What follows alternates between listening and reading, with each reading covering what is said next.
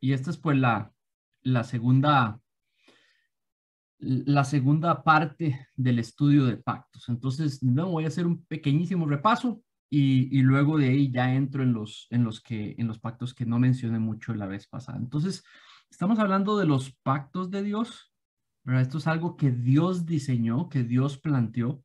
Eh, es, eh, es algo que sale del Señor.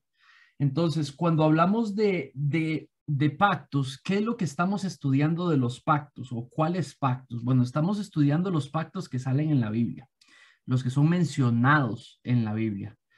A esto, a lo que me estoy refiriendo, es a que hay textos que mencionan el pacto con ese nombre y luego los demás textos hablan sobre el contenido del pacto. Entonces, son pactos que se enseñan literalmente en la Biblia, ¿verdad? Y no me estoy refiriendo a pactos derivados teológicamente o que son inferidos, ¿verdad? Si en la Biblia sale un pacto, entonces escogemos los textos que hablan de ese pacto y los estudiamos y definimos lo que entendemos por pactos. Entonces, eh, hay otros pactos que se hablan en otras, digamos, por ejemplo, en la teología de pacto, que se habla del pacto de obras, pacto de redención, pacto de gracia. Esos son específicamente teológicamente, digamos, inferidos o por inferencia, pero no son mencionados como pactos en la Biblia. Entonces, de ahí, digamos, después, si nos da tiempo, la próxima semana voy a hacer una presentación rápida de lo que es la teología de pacto y por qué la problemática y las decisiones por hacer esos pactos, digamos, inferidos y teológicos que no son nombrados, se toman decisiones muy importantes que cambian muchas cosas, ¿verdad? Entonces, eso lo vamos a estar viendo más adelante. Eh, Cuando hablamos de los pactos, tal vez como para ir resumiendo un poco lo que vimos el domingo. Entonces, el domingo hablamos que son un medio por medio del cual Dios lanza sus propósitos para con el mundo, para la tierra, para su creación. Es la manera en la que Él logra y alcanza los propósitos que Él tiene para con esa creación. El Señor anda en misión, el Señor anda en misión entre las naciones, ¿verdad? Y Él lo que ha hecho a través del transcurso de la historia es lanzar relacionarse con los seres humanos de una manera pactal, un Dios de pacto, en una relación de pacto con aquellos que él ama. Entonces, ¿qué es lo que pasa? Que son acuerdos divinamente impuestos, hay un término legal que se usa, que es, eh, no, ya se me olvidó el término, si no, ahora Ricardo Vinculante. me recuerda, pero digamos que es implícito, o sea, uno no escoge, sino que es divinamente impuesto, vinculante, ¿verdad? Es un término. Entonces, el Señor inserta a las personas en el pacto y los Tácito, vincula. hermano. ¿Perdón? ¿Perdón? Tácito Tácito. es a lo que se refiere. Vinculante, o sea, el pacto es vinculante inmediatamente, digamos, realmente la persona, se me había olvidado el término, pero en realidad era vinculante. El pacto vincula a la Ok. persona no escoge, al menos los incondicionales, los que estamos estudiando, los pactos incondicionales, no tienen que ver con que si alguien acepta entrar en el pacto o no. El único condicional es el mosaico, pero estos cuatro principales que estamos estudiando son incondicionales. Dios entra en ese acuerdo establecido con los seres humanos y es divinamente impuesto. Las personas lo aceptan o lo rechazan, pero digamos, en realidad no escogen las condiciones del pacto, Dios las establece. Entonces, ¿qué es lo que pasa? Que lo que podemos ver a través de esos pactos, vemos a Dios cumplir, digamos, su palabra por lo que expresó del pacto. Lo vemos cumplir las promesas que Él tiene allí, llamarnos a cuentas o a los seres humanos a cumplir las obligaciones que están descritas en ese pacto, ¿verdad? Entonces, esta es la manera en la que Dios se relaciona con los seres humanos a través de la historia, ¿verdad? Entonces, hemos ya empezado a ver el domingo el pacto noético, ¿verdad? Donde el Señor muy específicamente estableció promesas y obligaciones con respecto a aquellos que salvó. ¿verdad? Aquellos que creó. Entonces, vamos a hacer tal vez como un resumen pequeñito, digamos, nada más. Esto ya lo tienen en PDF ahí en el chat de la iglesia. En el caso de Laura y de Ricardo, se los puedo hacer llegar al WhatsApp, ¿verdad? Pero todo esto está en un PDF que ustedes lo pueden tener y por ende voy a ir un poco rapidito para que no se preocupen si algo no logran apuntar, porque esto ya lo tienen o yo se los hago llegar. Entonces, en el caso del noético, ¿por qué noético? Porque es con Noé y Noé es el mediador y la humanidad recibe el pacto por medio de Noé. Entonces, es algo que Dios hace unilateralmente, es su iniciativa, eso lo que hace es un pacto incondicional, unilateral, o sea, que es de un solo lado. Eh, Él es el que tiene la iniciativa. ¿Con quién lo establece? Con la humanidad, con la creación, lo vimos, ¿verdad? ¿Está activo? Sí, está activo hoy. Él restauró por medio de Noé el propósito para vivir. ¿Cuál es el propósito para vivir? Ese propósito para el cual nos diseñó. Vivir para adorarle, vivir para servirle, reflejándolo, ¿verdad? En dependencia de él. Entonces, ahí lo vimos en el versículo 1 del capítulo 9, sean fecundos, multiplíquense. Entonces, realmente nosotros tenemos la responsabilidad. Está activo y vigente el pacto noético, donde el Señor entregó su bendición para poder procrear y poblar la tierra con su imagen, viviendo para su gloria, viviendo para específicamente para darle a conocer, ¿verdad? Lo haga la gente o no lo haga, ese es el diseño de Dios y está activo. Prometió no disciplinar la humanidad por su pecado con la muerte, como lo hizo con el diluvio, dándole la oportunidad a que regrese su hijo y logre el final, digamos, sus planes finales para con respecto a la tierra. Vimos promesas. Bueno, hay varias promesas que están en este pacto que permiten una vida con provisión. Vimos que hay bendición para poder vivir, para reflejarle. Vimos de que estabilizó la creación, no va a haber más diluvios, los animales temiéndole al hombre, el hombre pudiendo servirse de la vegetación y de los animales, como también producir. Vimos que proveyó, reguló la vida humana en la manera de la violencia, ¿verdad? Puso consecuencias para la violencia. Por otro lado, permitió con este pacto, permitió que la promesa se cumpla, que la simiente de la mujer, pueda venir para que destruya la cabeza de la simiente de la serpiente y eche para atrás las consecuencias de la caída. Pero entonces, eh, de manera como para hacer, digamos, un pequeño gráfico, a mí me gusta hacer gráficos, entonces quisiera poner aquí que después del diluvio fue cuando se da el pacto noético. Entonces, allá apuntando para el frente, tenemos el transcurso de la historia, cómo la historia va a ir, la historia, digamos, va progresando, esperando la venida de la simiente de la mujer, ¿verdad? Este pacto, la creación está completamente esperando. Este es el tiempo de nuestro Señor Jesucristo, ¿verdad? Este es el tiempo del regreso de nuestro Señor Jesucristo para instaurar su reino como rey.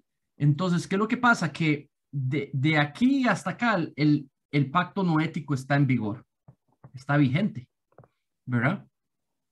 Entonces, las reglas establecidas, el pacto establecido incondicional está en vigor hasta el regreso de nuestro Señor Jesucristo, ¿verdad? O inclusive, digamos, posterior.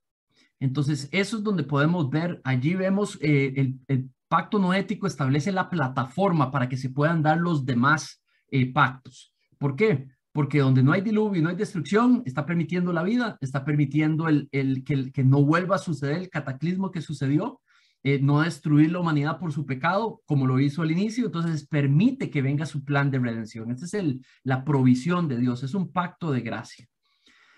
Cuando vamos al pacto abrámico, entonces, ¿quién lo establece? De nuevo, la escritura dice que es Dios ¿verdad? En Génesis lo vamos a estudiar específicamente. En Génesis 15:18 dice que el Señor hizo pacto con Abraham. Entonces a eso nos referimos con pactos literales, pactos que están en los textos. Claramente Dios menciona la palabra pacto y luego establece las condiciones del mismo. ¿Con quién lo establece? Con Abraham, ¿verdad? Dice, yo estableceré mi pacto, ¿verdad? En este pacto establecía tres cosas principales, nada más las voy a mencionar: una tierra, ¿verdad? Un gran número de descendientes, bendiciones universales para las naciones, bendiciones universales, ser de bendición para todas las naciones. Entonces, ¿cómo debemos de interpretar el pacto abrámico? Pues igual como un texto, en su contexto, de manera gramatical, de manera literal, contextual, ¿verdad? Si Abraham está tratando las promesas como algo literal, las vamos a tratar literales. Si Abraham las está tratando como manera metafórica, simbólica, representativa, entonces las tomamos igual. Aquí, digamos, pareciera que está hablando de cosas literales, ¿verdad? Veamos, por ejemplo, Génesis 12:1-3, y el Señor dijo, vete de tu tierra, literalmente, a la tierra que yo te mostraré, literalmente. Haré de ti una gran nación. Parece que está hablando de aspectos literales. Y te voy a bendecir. Engrandeceré tu nombre y serás de bendición. Bendeciré a los que te bendigan y al que te maldiga, maldeciré. En ti serán benditas todas las familias de la tierra. Eso es una aseveración gramatical, es una narración y no hay ninguna evidencia porque yo tenga que tomar algunas de esas palabras como simbólica o representativa o espiritualizarlas. Dios habló con Abraham, Dios no habló con la iglesia, Dios habló con Abraham, Dios no habló con Israel, habló con Abraham. No tengo por qué sustituir personas externas, extrañas al texto. Eso es interpretación, digamos, contextual. Entonces, no, sí se debe tratar literal. Ahora, cuando hablamos de las promesas que dio, dice que promete a Abraham hacer de Abraham una nación grande. Habla de que va a ser bendecido, ¿verdad? Estos versículos que están en paréntesis se refieren ahí a Génesis 12:1-3. Habla de que Abraham va a poder ser bendición para otros, ¿verdad? Ahí estamos entendiendo las naciones, ¿verdad? Dios tratará a los demás según se porten con Abraham, ¿verdad? Dice que Abraham y la nación de la que va a salir de Abraham va a ser una gran bendición para todas las familias de la tierra. Aquí empezamos a ver cómo, digamos, Abraham va a ser de bendición tanto para israelitas como también para los gentiles, ¿verdad? Luego promete una tierra para los descendientes físicos de Abraham, ¿verdad? No está hablando de los descendientes espirituales, está hablando de los descendientes físicos de Abraham, ¿verdad? Entonces, aquí en este texto estamos viendo promesas espirituales y promesas físicas. Entonces, el pacto abrámico tiene promesas espirituales y promesas físicas. ¿Cómo nos enteramos de las promesas espirituales? Por Pablo y por el Nuevo Testamento. ¿Cómo nos enteramos de las físicas? Porque es lo que estaba a quien directamente estaba escribiendo en Moisés, le estaba escribiendo a Israel, ¿verdad? Entonces, ¿qué promesas o qué provisiones dio el pacto abrámico? Bueno, entonces primero vimos que, por ejemplo, protección y recompensa para Abraham, promete descendientes para Abraham, lo sigue diciendo lo siguiente en más evidencia durante Génesis, promete multiplicar los descendientes, promete ser padre de muchas naciones, no solamente de Israel, ¿verdad? Dice que reyes van a descender de Abraham, ¿verdad? Dice que va a prometer toda la tierra de Canaán para siempre. Y este es un detalle importante. Promete la tierra de Canaán para siempre. El domingo vamos a hablar de Canaán. El domingo vamos a predicar sobre el texto, la maldición que sucede sobre Cam. El error lo hace Cam, pero la maldición le cae a Canaán, sus descendientes, ¿verdad? Y Dios pide que se invada, digamos, Canaán. Entonces, ahí les dejo los pasajes para que ustedes vean donde dice aquí en el versículo 7, yo estableceré mi pacto contigo, con tu descendencia, pues de ti por todas sus generaciones, por pacto eterno. Quiere decir un pacto para siempre, un pacto incondicional, un pacto que no se suspende. Y esto posiblemente cuando dice para siempre, igual como digamos cuando habla de eterno, está hablando mientras la tierra exista, ¿verdad? Mientras la tierra exista, digamos, se va a dar, digamos, y obviamente cuando regresa nuestro Señor Jesucristo y hay nuevos cielos, nueva tierra, todo cambia completamente. Entonces, dice en el 8, y te daré a ti y a tu descendencia después de ti la tierra de tus peregrinaciones, toda la tierra de Canaán. Entonces vemos las promesas espirituales y las promesas físicas, ¿verdad? También habla de una señal de pacto que es la circuncisión. Habla que hay promesas para las naciones de la tierra de bendición, de ser bendecidas por medio de una simiente de Abraham, ¿verdad? Entonces esto lo vemos en el 22:17. Le voy a pedir a Javi si me puede leer el 22:17, porfis. Claro que sí. De cierto, te bendeciré grandemente y multiplicaré en gran manera tu descendencia como las estrellas del cielo y como la arena en la orilla del mar. Y tu descendencia poseerá la puerta de sus enemigos. En tu simiente serán bendecidas todas las naciones de la tierra, porque tú has obedecido mi voz. Vean, noten el 18. Hay algo que va a ser una simiente de Abraham. Hay algo que va a poder hacer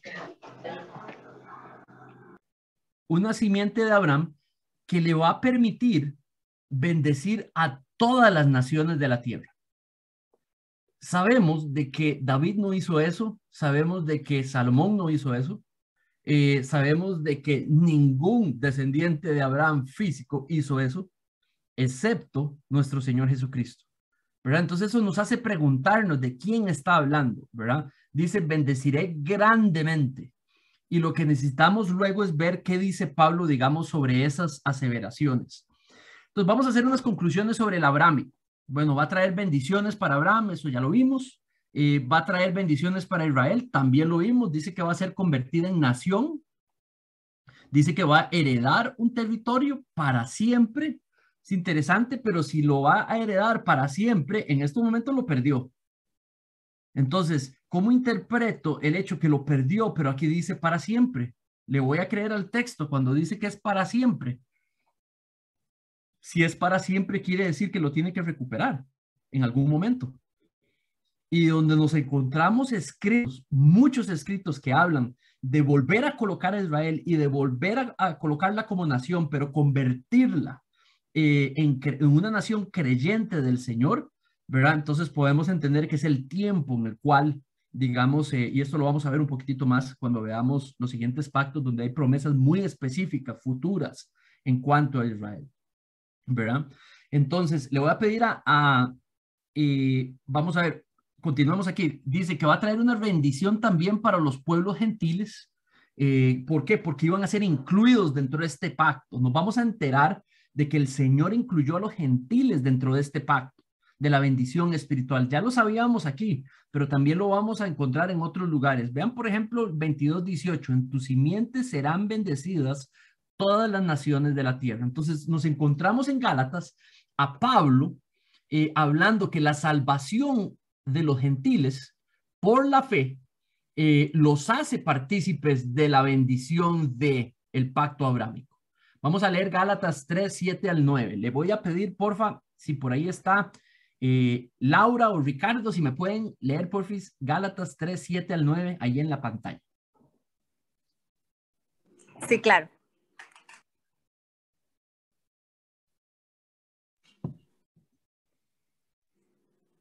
Perdón, está en la pantalla, ¿verdad? Sí. Por tanto, sepan que los que son de fe, estos son hijos de Abraham. La Escritura, previendo que Dios justificaría a los gentiles por la fe, anunció de antemano las buenas nuevas a Abraham diciendo, en ti serán benditas todas las naciones. Así que los que son de la fe son bendecidos con Abraham, el creyente. Excelente, muchas gracias, Laura. Entonces, esto es una conclusión que hace Pablo, ¿verdad? Que cuando hablaba de cuando hablaba de que serán, por medio de Abraham serán benditas todas las familias de la tierra, estaba hablando de la fe en nuestro Señor Jesucristo para salvación. Porque de Abraham saldría nuestro Señor Jesucristo. De Abraham saldría la fe.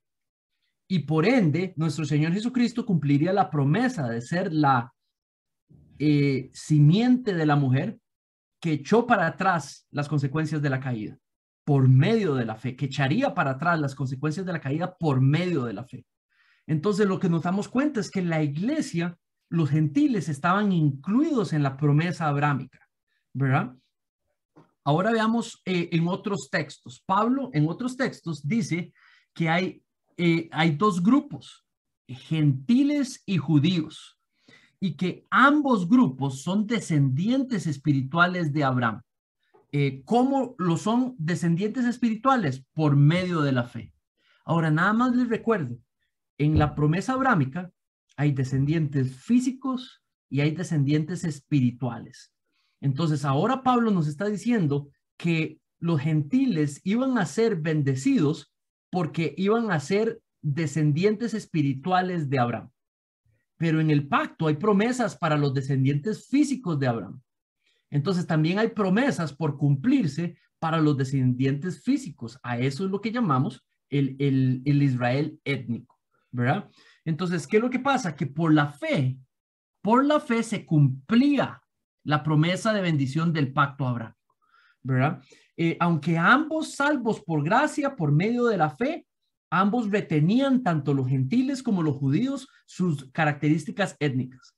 En el tiempo de Pablo, los judíos no tenían por qué ceder a sus características étnicas y tampoco tenían que ceder los gentiles a sus características étnicas. Lo que los hacía parte de la promesa era su fe en nuestro Señor Jesucristo.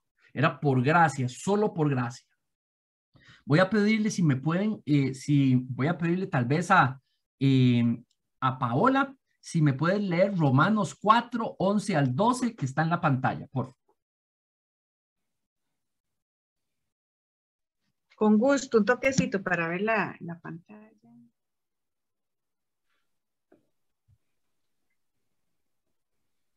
Del 4 al 12. Para que fuera padre de todos los que creen sin ser circuncidados, a fin de que la justicia también se les tome en cuenta a ellos. También Abraham es padre de la circuncisión para aquellos que no solamente son de la circuncisión, sino que también siguen en los pasos de la fe que tenía nuestro padre Abraham cuando era circunciso. Perfecto, muchas gracias, Pau. Con gusto.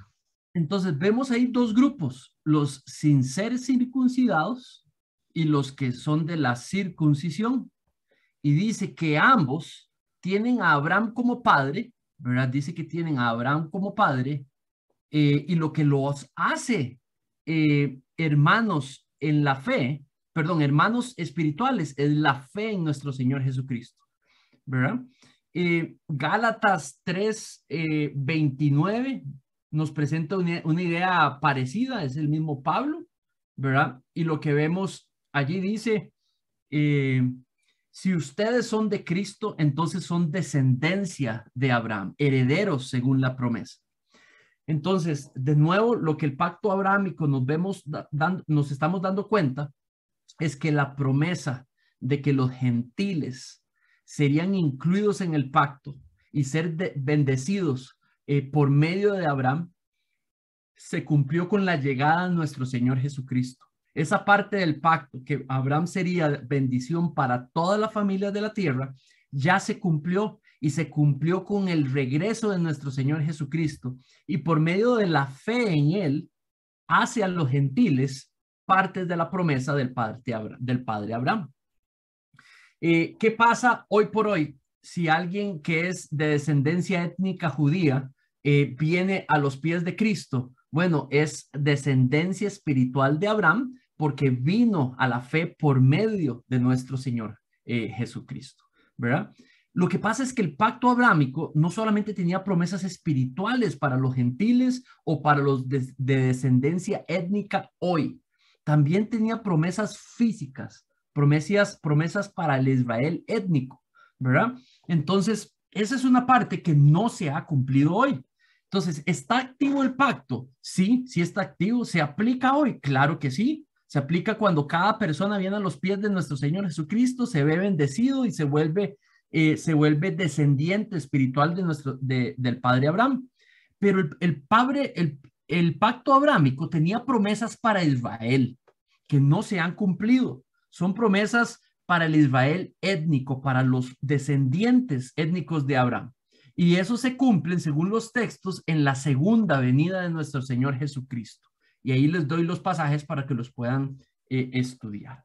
Entonces, de nuevo, claro que sí, el pacto abrámico está activo, ¿verdad? Se pone en práctica cada vez que se cumple, cada vez que una persona recibe la bendición de conocer, de aceptar y de creer en nuestro Señor Jesucristo, lo cual lo hace completamente un descendiente espiritual de Abraham. Entonces ahora vemos el noético y vemos cómo se abre el abrámico, ¿verdad? Entonces el noético se da después del diluvio, el abrámico se da con Abraham, ¿verdad? Y lo que empezamos a ver es que por medio del pacto abrámico, Dios está planeando salvar a las personas, está planeando traer la restauración a la tierra, ¿verdad? Por medio de un linaje y bajo el cumplimiento de la venida de la simiente de la mujer, ¿verdad? Hay promesas cumplidas del pacto, hay promesas cumpliéndose hoy y hay promesas por cumplirse todavía cuando venga el reino del Mesías. Es un pacto incondicional, es un pacto que no depende de la actitud de los seres humanos, depende de lo que Dios hace, ¿verdad? Es un pacto literal y es un pacto que no es figura del cielo, es algo que se está haciendo en estos momentos y que se va a cumplir en el regreso de nuestro Señor Jesucristo. Muy bien. Voy a hacer una pausa aquí para ver si hay una pregunta de estos pactos hasta ahora, digamos, algo que no haya quedado claro, y luego voy con el pacto mosaico.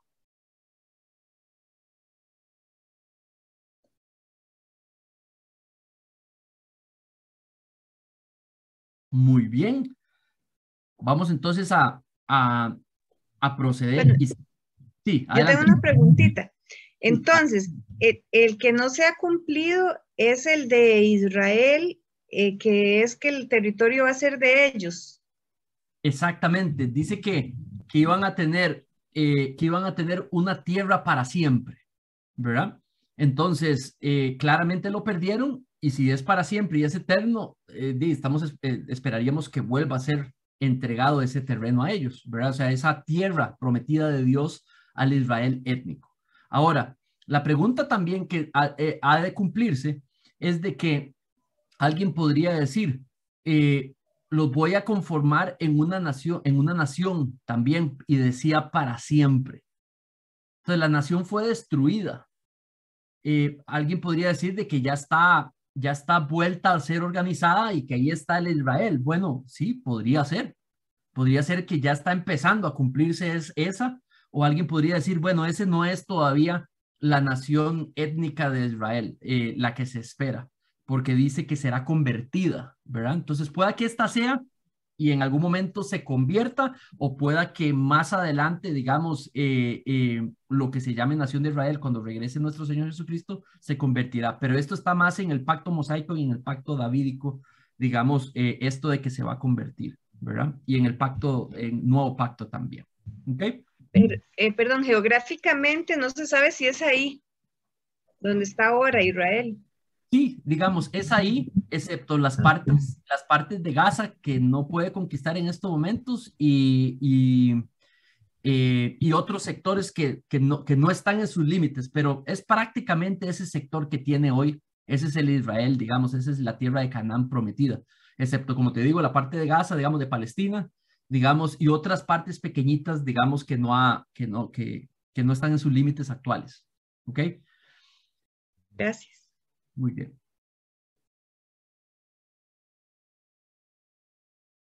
Muy bien, si no hay más preguntas, vamos a continuar con el siguiente. Una rápida, Manrique. ¿Cómo es que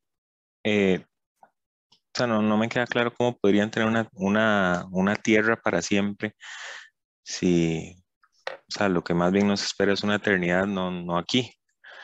O sea, y va a haber como un milenio y va a haber como, o sea, hay otras cosas, pero digamos, como que no es aquí y como que más bien el Señor está preparando morada para su iglesia, pero no veo o no puedo estar muy equivocado, pero no sé si a futuro Israel como tal es Israel. Eh, Hubiera pensado yo, basado en no sé qué, que esa nación de para siempre es más bien que pasan a esa, a tener esa nacionalidad celestial, pues. Y Eh, no dice nacionalidad celestial, dice ajá. nacionalidad étnica. Entonces no puede estar refiriéndose a eso. Al menos Dice étnica. digamos, ahí está hablando a los descendientes étnicos de él, Ajá.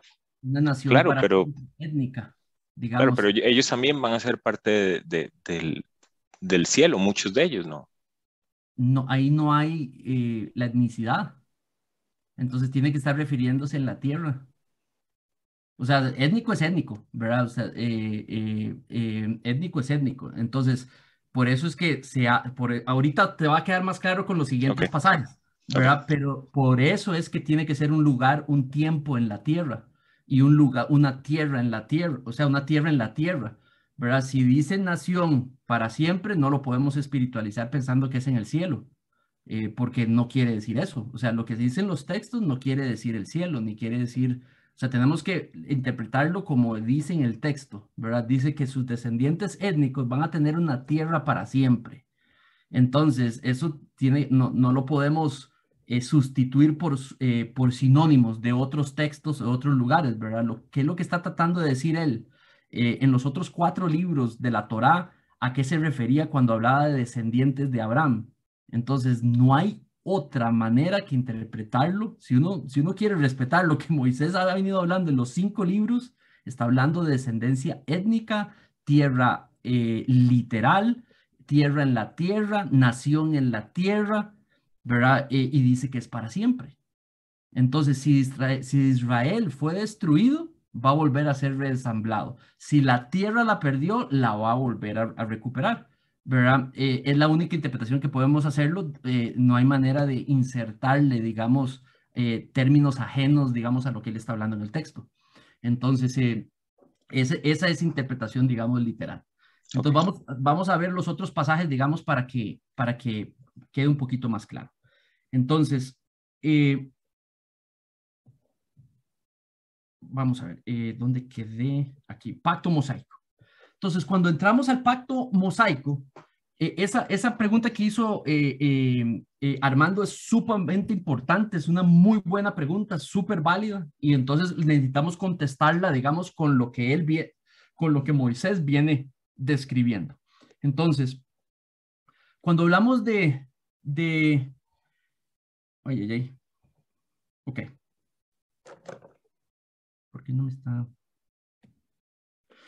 Entonces, ¿quién estableció y para qué estableció el pacto mosaico? Entonces, tenemos a Dios viniendo donde Israel y por medio de Moisés establece el pacto mosaico con un propósito para poder gobernar, ojo muy claramente, poder gobernar la vida para que se pueda conducir Israel mientras está en la tierra que Dios le prometió.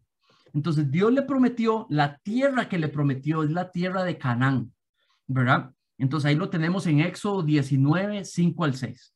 Entonces, estamos hablando que esa tierra de Canaán es la tierra para siempre que le prometió, ¿verdad? Si en Génesis viene hablando de esto, ahora tenemos Éxodo, otro libro del mismo autor, donde nos habla que la tierra que le entrega es específicamente la tierra de Canaán. Y esa es la tierra prometida, digamos, en el pacto abrámico, ¿verdad? Sería lo más natural y simple, digamos, a conectar, ¿verdad? Si el mismo autor está hablando de la tierra para Israel en distintos libros y dice que es Canaán, entonces estamos hablando de la tierra de la que estaba hablando el pacto abrámico, ¿verdad? Ahora, ¿qué incluía?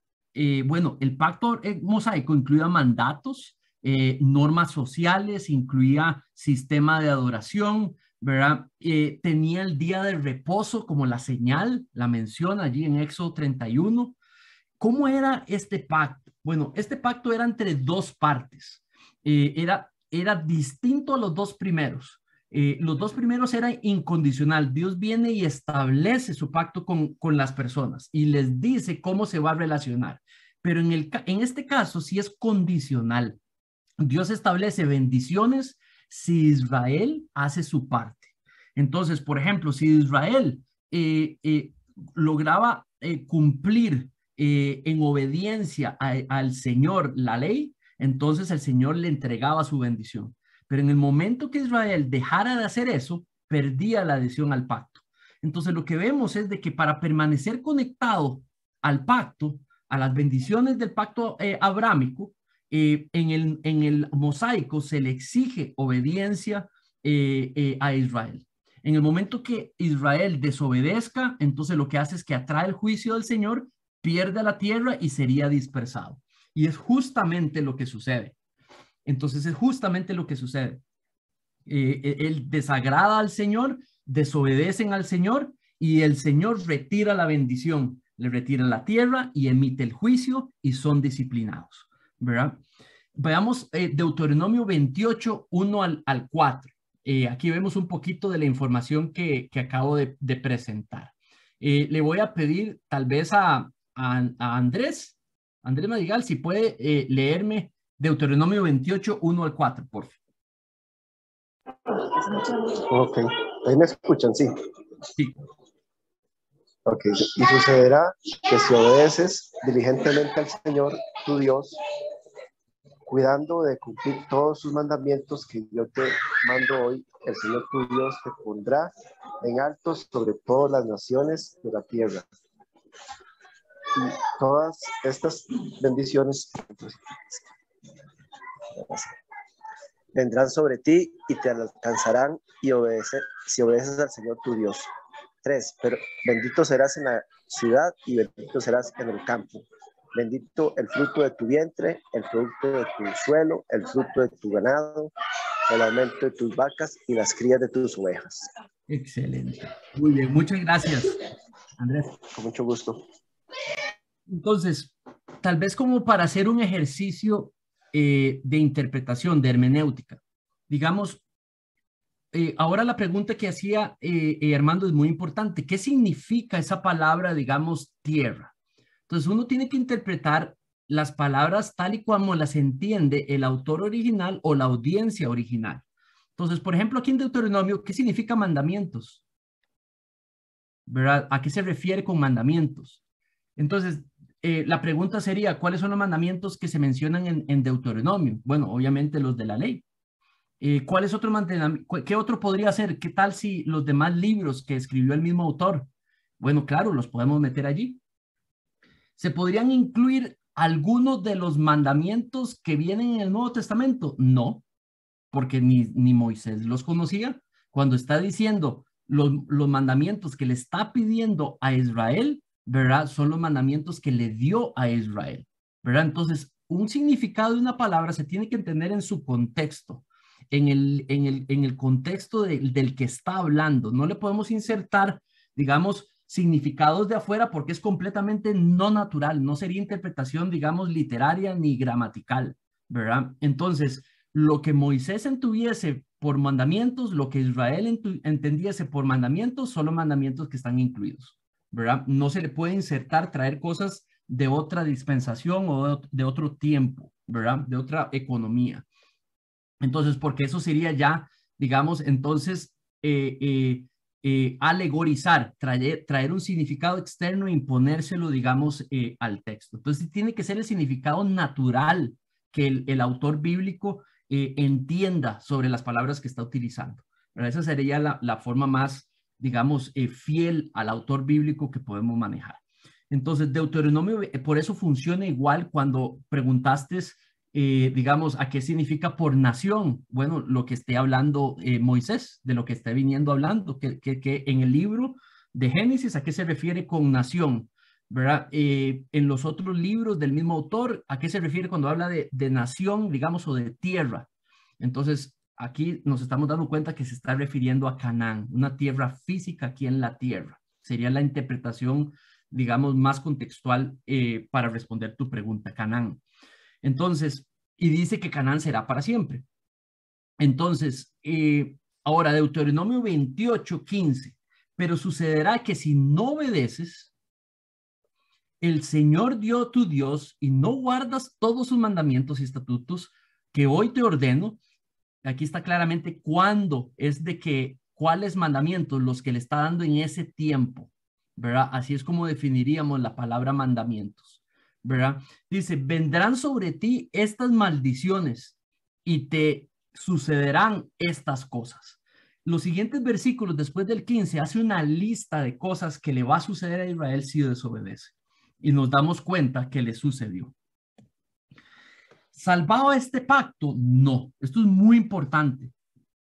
Este pacto no salvaba. Ese es el problema.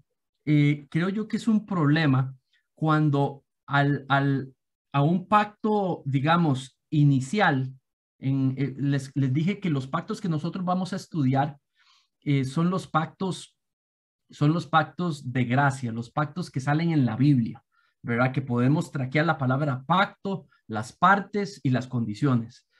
Cuando hacemos inferencias teológicas o hacemos inferencias y le llamamos también pacto, ahí pues se puede entrar en problemas. En la teología de pacto se habla del pacto de obras, lo cual no sale en ningún lugar, digamos, de la escritura, es algo que se infiere. Pero cuando se habla de obras, entonces si es un pacto por obras, se está correlacionando que se salvaba por obras. Tal vez no es lo que los teólogos originales querían decir, pero lastimosamente es lo que se piensa. Y eso es una de las cosas que son tal vez errores de empezar a ver el pacto mosaico como que desde el inicio era un pacto de obras, ¿verdad? Donde se salvaban por obras. Y esos son el tipo de cosas que creo que son errores por inventar cosas que no están inventadas por el Señor y tratar de armar estructuras teológicas de que no están allí en el texto, ¿verdad? Aunque pueda que tengan conatos de verdad o espacios importantes de verdad, pero si el Señor no le llamó pacto, ¿verdad? Tenemos que tener muchísimo cuidado. Entonces, no, el pacto mosaico nunca fue diseñado para salvar. Era un pacto de gracia. ¿Eso qué quiere decir? Que el Señor mostraba su favor para con Israel. Sí, Israel hacía una serie de cosas, ¿verdad? Pero Israel ya era parte del pacto abrámico. Israel ya era parte del pacto, digamos, noético. Entonces, nunca fue un medio de salvación. Esto es algo que quisiera que les quede muy claro. Era la manera de que Israel podía mostrar su amor y su compromiso al Señor. Eso era para lo que era el pacto mosaico, no para salvar. Ahora, ¿qué sucedió? Que es bilateral. Israel se compromete a obedecer, pero Israel desobedece, ¿verdad? Y lo que hace es que enfrenta las maldiciones. ¿Cuáles eran? ¿De qué manera quebró el pacto? Bueno, sabemos la historia de Israel, la manera en la que simplemente traicionó el amor de Dios por ella como nación. Pero quisiera llamar la atención de dos textos que Pablo menciona. Digamos, por ejemplo, la primera manera era que habían convertido el pacto mosaico, las obras incluidas en ella y la justicia, las habían hecho medios de salvación. Israel era luz para las naciones, fue creada para que pudiese traer las buenas nuevas de un Dios justo, perfecto a las naciones. Y lo que hizo Israel es tomar lo que Dios le puso por pacto y lo estableció de su propia decisión como medios para poder salvarse y tener acceso a Dios, ¿verdad? Entonces, esa es la primera, digamos, manera de quebrar, digamos, el pacto mosaico. La segunda es que tomaba lo ritual y lo veían como lo más importante, sin importar lo que estuviera sucediendo en su corazón. Entonces un fariseo podía tener un montón de mandamientos cumplidos, pero un corazón completamente alejado al Señor, y para ellos estaba completamente bien hacer lo que hacían. Durante los profetas, nos damos, en todos esos libros, profetas menores y mayores, nos damos cuenta cómo el pueblo de Israel practicaba abominaciones contra Dios, pero el sábado estaban ahí adorando al Señor en el templo y haciendo todas las prácticas rituales al pie de la letra, pero en la oscuridad, digamos, estaban perfectamente, digamos, idolatrando o estaban haciendo sacrificios a otros dioses, ¿verdad? Entonces, la segunda manera en la que quiebra es que pasa a poner, digamos, lo externo, lo ritual, como lo que lo conecta con Dios y no el corazón, ¿verdad? Vemos muchísimas partes en el Antiguo Testamento, especialmente en el Pentateuco, donde Dios decía, lo que quiero es un corazón contrito, no sacrificios, ¿verdad? A pesar de que los sacrificios estaban pedidos, ¿verdad? Entonces, ¿tenía malo este pacto? No, el pacto es descrito por Pablo como santo, el pacto mosaico como justo, como bueno. El problema estaba en el corazón de las personas, ¿verdad? Veamos estos pasajes. Romanos 3:20. Dani, porfa, si me puedes leer el 3:20. Claro, porque por las obras de la ley ningún ser humano será justificado delante de él, pues por medio de la ley viene el conocimiento del pecado. Quédate ahí para que me leas los otros, pero este pasaje, esta idea nos la explicó muy bien Javi hace 2 domingos, ¿verdad? Ninguna obra de la ley salva porque no justifica. Entonces, el pacto mosaico nunca fue diseñado para salvar. Lo que pasa es que ellos empezaban a hacer las obras de la ley como medios de salvación o medios de gracia, ¿verdad? Adelante, Dani, el siguiente. La ley se introdujo para que abundara la transgresión, pero donde el pecado abundó, sobreabundó la gracia. Entonces, la ley, ¿qué tenía como intención? La ley tenía la intención de traer el estándar de Dios. Y lo que eso sucedía es que por la pecaminosidad de cualquier persona se da cuenta que no puede lograr el estándar de Dios. Entonces se da cuenta de su propio pecado. No es de que la ley produce pecado, pero simplemente le hace ver a las personas de que a nosotros los seres humanos, de que no podemos cumplirla como Dios quiere que la cumplamos. Tenemos un problema en el corazón, necesitamos algo, ¿verdad? Para que podamos obedecer la ley. Pero mira que ahí mismo dice, pero donde haya abundancia de pecados, eso quiere decir, la persona se da cuenta de que tanto pecado tiene porque no puede cumplir la ley. Entonces dice que sobreabundó la gracia de Dios. ¿Cómo? En Cristo Jesús, el perdón que hay en Cristo Jesús, donde la persona no puede obedecer, tiene las buenas nuevas del evangelio y entonces viene a los pies de Cristo a confesar su pecado, a confesar su muerte, su pecaminosidad y a pedirle le salve y venga a morar a su vida para que rompa el poder del pecado y entonces la gracia abunde, haya perdón de sus pecados. Gálatas 3:19, adelante, Dani. Entonces, ¿para qué fue dada la ley? Fue añadida a causa de las transgresiones hasta que viniera la descendencia a la cual había sido hecha la promesa. Ley que fue promulgada mediante ángeles por mano de un mediador. Entonces, ¿qué es lo que pasa? Que vean lo que dice. Dice, ¿para qué entonces fue dada? ¿Cuál es el propósito del pacto mosaico y la ley que es parte del pacto mosaico? Bueno, dice que es a causa de las transgresiones. Israel estaba practicando muchísimo pecado y por eso Dios manda su ley para que puedan vivir de una manera que muestre amor a él y en una relación con él, ¿verdad? Dios iba a vivir en medio del campamento de Israel y ellos tenían que vivir de una manera agradable al Señor. Entonces dice, pero dice que ellos tenían que hacer eso hasta que viniera la descendencia, la cual había sido hecha promesa. Ley que fue promulgada mediante ángeles por medio de un mediador. Entonces está apuntando a Cristo. El pacto mosaico, vivir por la ley, era hasta que viniese ese mediador, ¿verdad? La respuesta de la promesa. ¿Cuál promesa? Posiblemente está hablando de la promesa de la simiente, posiblemente está hablando de la bendición prometida por medio del pacto abrámico, ¿verdad? Está hablando de la promesa del Mesías. ¿Qué prometió Dios para el problema del corazón? Bueno, sustituir el pacto mosaico por un mejor pacto. ¿Cuál? y promete el nuevo pacto.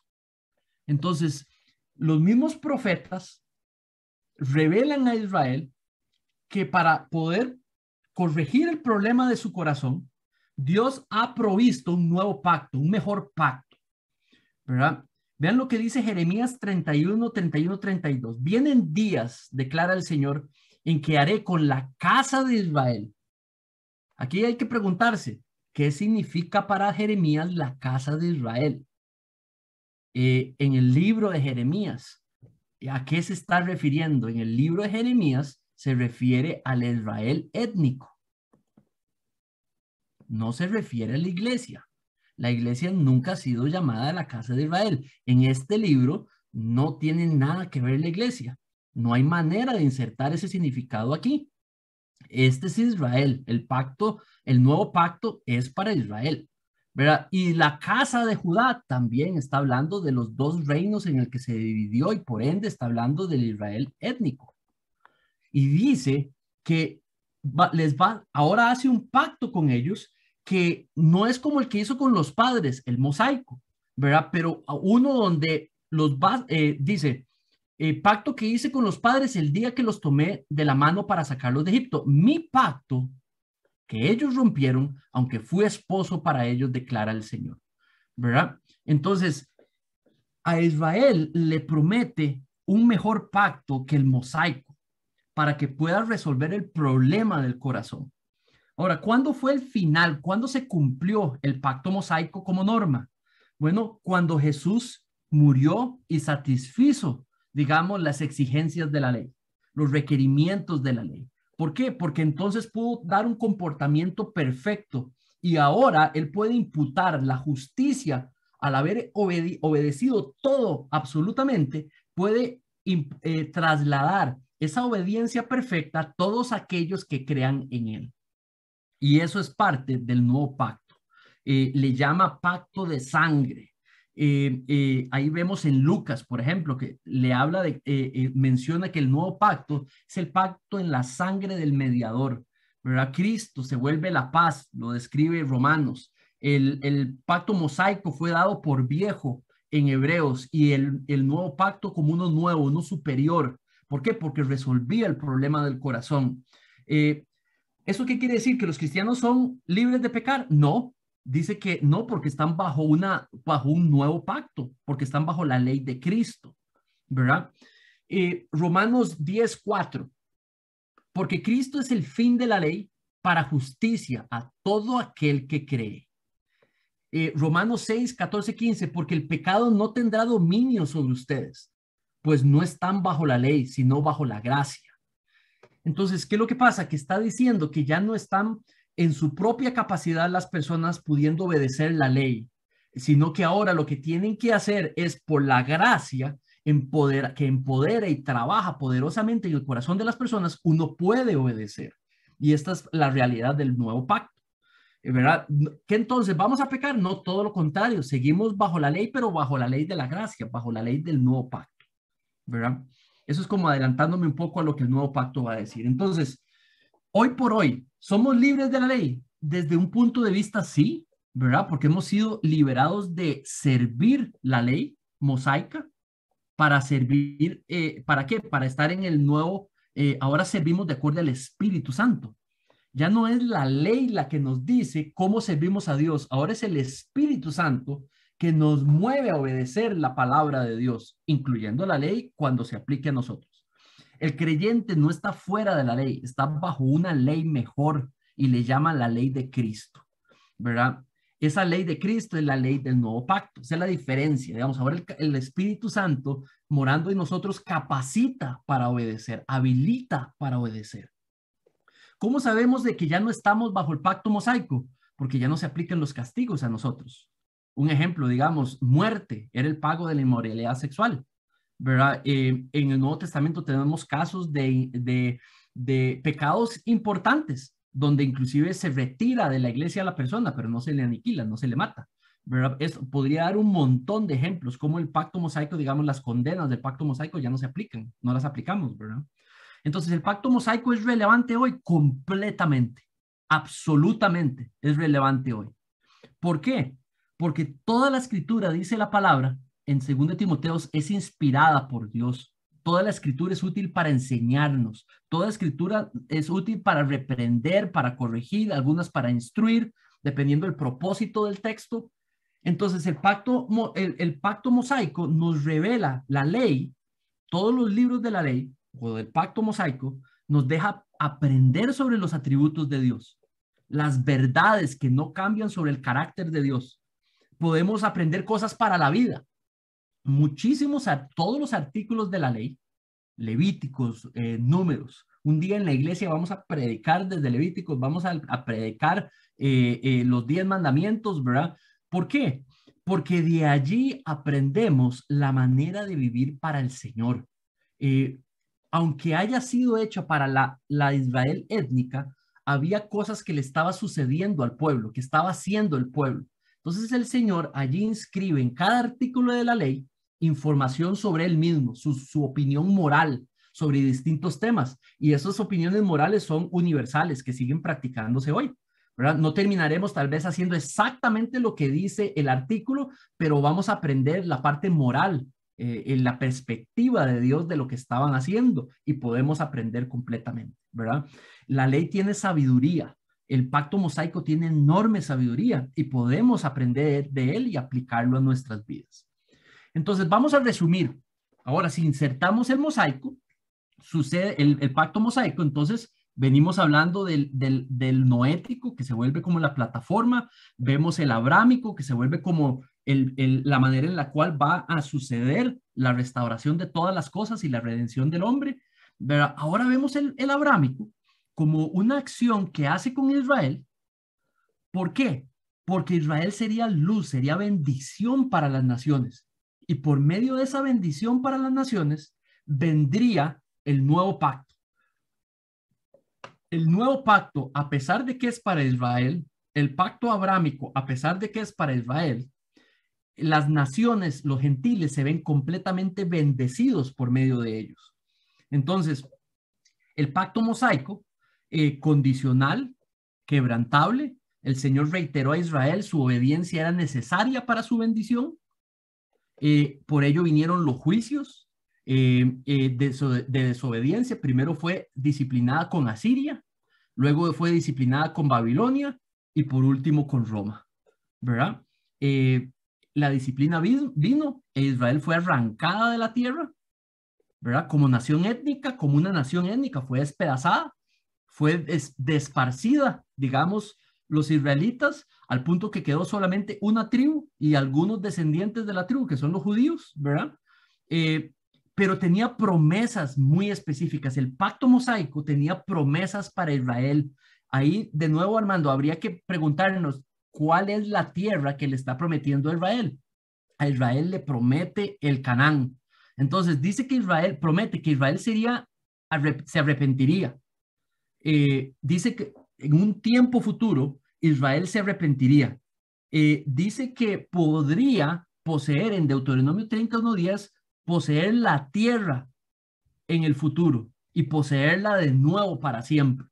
Entonces, ¿a qué se está refiriendo Deuteronomio 31:10 por tierra? Ha venido hablando de Canaán, ha venido hablando de la tierra que perdió. Por supuesto que está hablando, o sea, lo más fiel a lo que está diciendo, se está hablando de la tierra que perdió, ¿verdad? En un futuro, ¿verdad?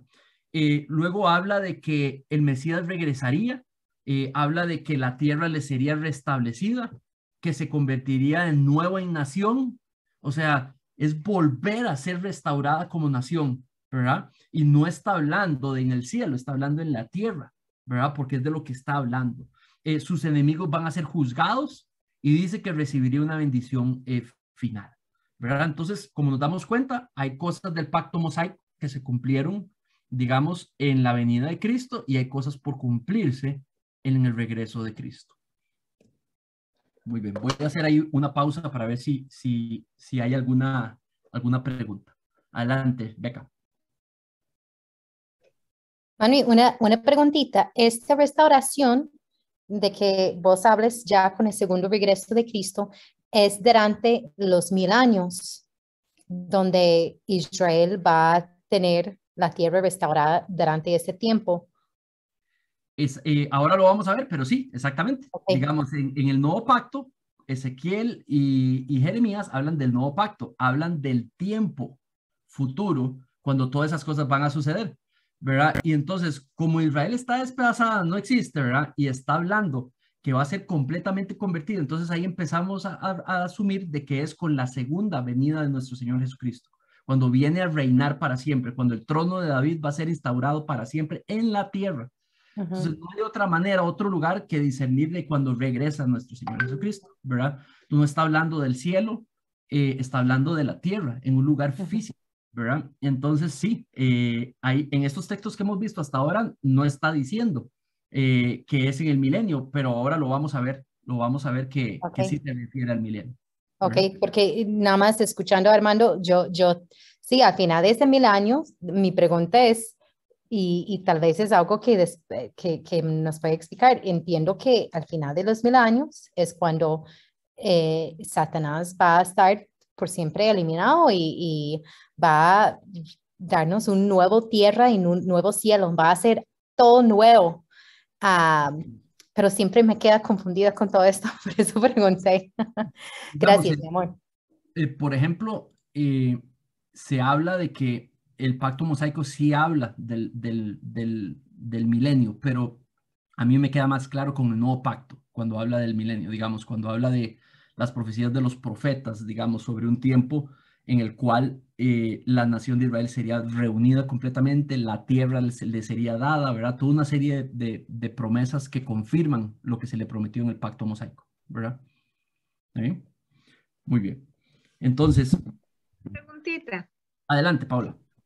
Gracias. Cuando eso pase, quiere decir que entonces la tierra de Israel, ¿verdad? Geográficamente, y los judíos, o sea, todos van a creer en Cristo, porque los judíos no creen en Cristo, y geográficamente los que están en Israel.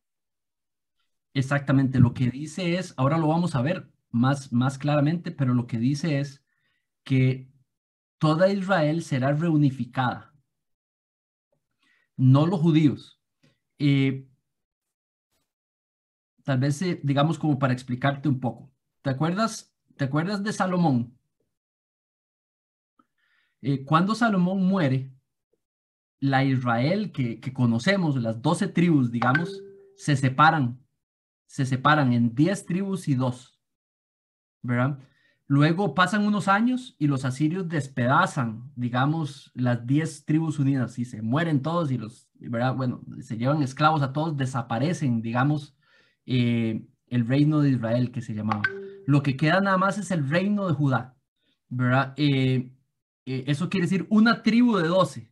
Entonces ya no se le puede llamar Israel, ¿verdad? Porque es una tribu o 2 tribus de 12. Entonces ahora ellos se llaman judíos porque, ¿por qué? Porque son el reino de Judá.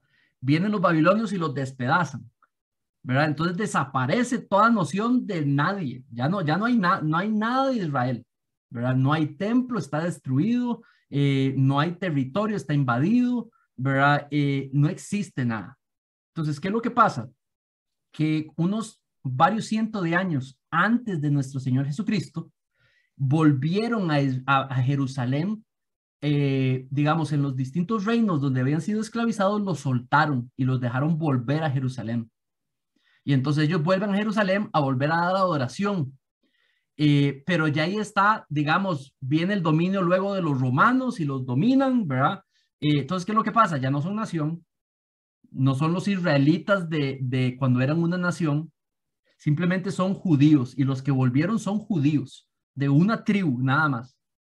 Entonces ya no se le puede llamar Israel, ya no se le puede llamar nación, ¿verdad? Están dominados por los romanos. Entonces los fariseos y saduceos que nosotros vemos en los evangelios que se mencionan en el tiempo de Cristo, ellos se llaman Israel a ellos mismos, ¿verdad? Pero ya no son la nación étnica, ya no tienen, no pueden tener ni el templo, digamos, ya ahí no está el lugar santísimo, ya no está la presencia del Señor, ya había abandonado. Ellos tienen que de alguna manera adorar todavía al César, ¿verdad? Ya es otra versión, digamos, de lo que uno puede entender es Israel. Entonces, ¿qué es lo que pasa? Que el Israel de hoy es una versión de esa, de descendencia de los judíos, ¿verdad? Pero no de la Israel original, ¿verdad? La que existía cuando estaba el rey David. Entonces las promesas hablan de restaurar la Israel original del tiempo del rey David, de volver a tener un nuevo templo, de volver a reunificar la nación, pero toda la nación completa se va a convertir en cristiana. Eso es lo que dice. Entonces, ¿qué es lo que pasa? Que eso eso no lo vemos, como vos decís muy bien, el Israel de hoy no es cristiana, ¿verdad? Entonces, no estamos hablando que son esos tiempos, ¿verdad? Algo muy diferente es lo que están hablando los textos. ¿Tiene sentido, Paula? Sí, muy claro, gracias. Muy bien, entonces vamos a proseguir con el siguiente pacto y luego hago otra pausa. Buenas preguntas, muy buenas preguntas todas. Ahora vamos con el pacto davídico. Entonces, cuando habla de pacto, ¿quién establece este pacto? Entonces, lo establece de manera unilateral. Esto es solo Dios el que establece el pacto. Vean el Salmo 89, 3 al 4. Aquí es el único lugar donde se le menciona pacto al pacto davídico. Dice, yo he hecho un pacto con mi escogido, refiriéndose a David. He jurado a David, mi siervo, estableceré tu descendencia para siempre. Edificaré tu trono por todas las generaciones. Entonces, mi pregunta es, ¿aquí qué está diciendo? Bueno, está de una vez prometiendo, ¿verdad? Que voy a establecer tu descendencia. Bueno, eso no es muy diferente de lo que le prometió a Abraham, ¿verdad? Pero ahora se lo promete a David. Pero cuando habla de su descendencia, está hablando de su linaje, ¿verdad? Del linaje de él va a sobrevivir y dice que va a ser para siempre. ¿Cómo es posible que un linaje humano exista para siempre, en especial si ya murió y si la casa de David fue despedazada? Pero entonces, la única manera sería que un ser humano descendiente de David pueda vivir para siempre, ¿verdad? Venga, se establezca sobre su trono, digamos, y viva para siempre. Luego dice, edificaré tu trono. Eso quiere decir de que ya para, digamos, sabemos de que el trono de David fue completamente despedazado, ¿verdad? El trono, el templo, el reino, el ejército, el terreno lo perdió, todo desapareció. Entonces, ¿qué está hablando con edificar su trono? Aquí en Salmos, ¿a qué se refiere? El trono de David es el trono de David, ¿verdad? Aunque estamos en un lugar poético, cuando habla de Jerusalén, cuando habla del templo, cuando habla de la nación, está hablando literalmente, ¿verdad? Entonces, cuando habla de edificar tu trono, es volver a establecer el trono de David con autoridad sobre todo, como estaba antes, ¿verdad? Y dice que por todas las generaciones, quiere decir de que eso es volver a establecer la autoridad davídica sobre el linaje de David, un descendiente de David, en control sobre todo y sobre todas las naciones y sobre todas las generaciones para siempre. Entonces, esto es algo que simplemente, o sea, va a suceder aquí en la vida en la tierra, digamos, nosotros cuando estemos vivos, o está hablando de un tiempo futuro especial, ¿verdad? Bueno, eso lo vamos a responder más adelante. ¿Con quién lo establece? Bueno, sí, lo establece con David, ¿verdad? Dice que con quién, vamos a ver, 2 Samuel 7, el 19. Le voy a pedir a Armando, porfa, si me puedes leer 2 Samuel 7, 19. Y aún esto fue insignificante ante tus ojos, oh Señor Dios, pues también has hablado de la casa de tu siervo concerniente a un futuro lejano. Y esta es la ley de los hombres, oh Señor Dios. Muchas gracias. Entonces vamos a ver, digamos, este es el texto primario donde establece el pacto davídico, 2 Samuel 7 del 8 al 11. Entonces, ¿puedes, porfa, Armando, leérmelo también, porfis? Con gusto. Ahora pues, así dirás a mi siervo David. Así dice el Señor de los ejércitos. Yo te tomé del pastizal, de seguir las ovejas, para que fueras príncipe sobre mi pueblo Israel. Y he estado contigo por donde quiera que has ido, y he exterminado a todos tus enemigos de delante de ti, y haré de ti un gran nombre, como el nombre de los grandes que hay en la tierra. Asignaré también un lugar para mi pueblo Israel, y lo plantaré allí a fin de que habite en su propio lugar y no sea perturbado de nuevo, ni los malvados los aflijan más como antes, desde el día en que ordené que hubiera jueces sobre mi pueblo Israel. A ti te daré reposo de todos tus enemigos. El Señor también te hace saber que el Señor te edificará una casa. Excelente. Entonces, cuando nos preguntamos aquí, digamos, muchas gracias, Armando. Entonces, lo primero que me pregunto, digamos, dice que lo tomó a él, ¿verdad? Como pastor y lo volvió un rey, ¿verdad? Vemos en el 9, dice que yo he estado en presencia de ti, yo te he acompañado donde quiera que vayas, yo voy contigo, ¿verdad? Dice que te prometo hacer un gran nombre de tu nombre, ¿verdad? Dice que de los grandes que hay en la tierra, ¿verdad? Dice que asignaré también un lugar para mi pueblo. Estás hablando de un lugar, de una tierra, ¿verdad? Yo lo plantaré ahí a mi pueblo, ¿verdad? Para que habite en su propio lugar.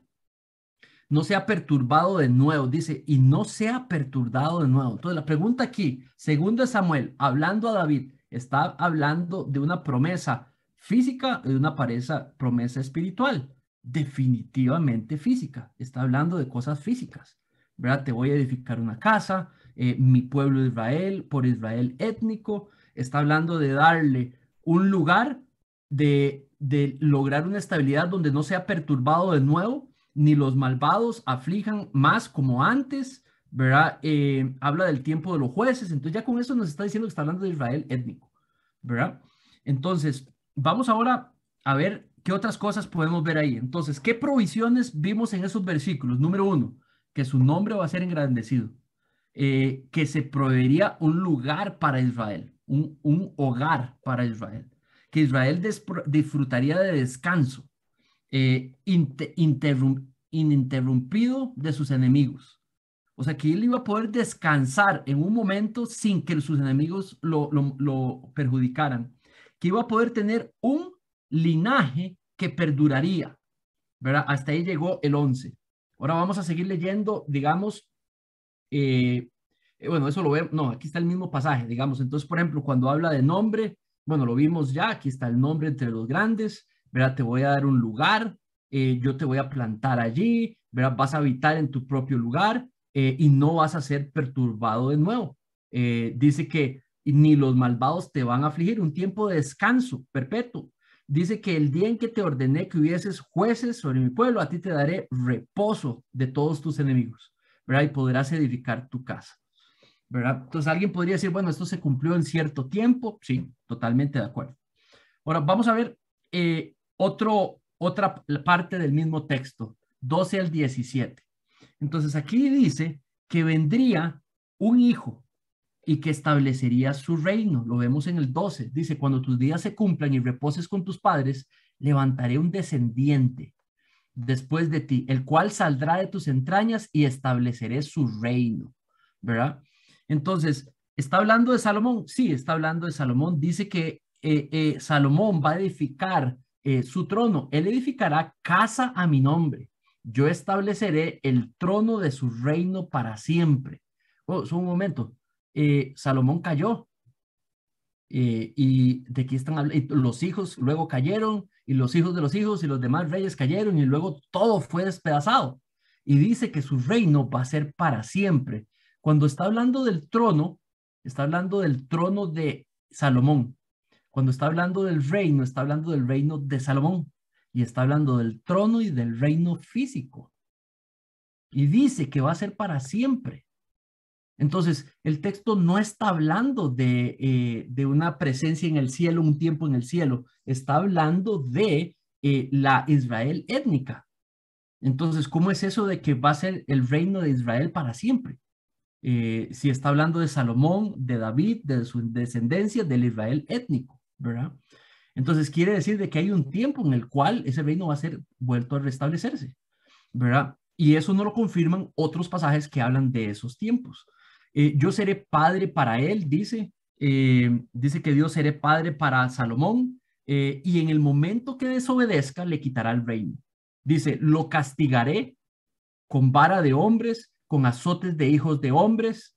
Esto es segunda de Samuel, ¿verdad? Esto era una profecía sobre lo que sucedería.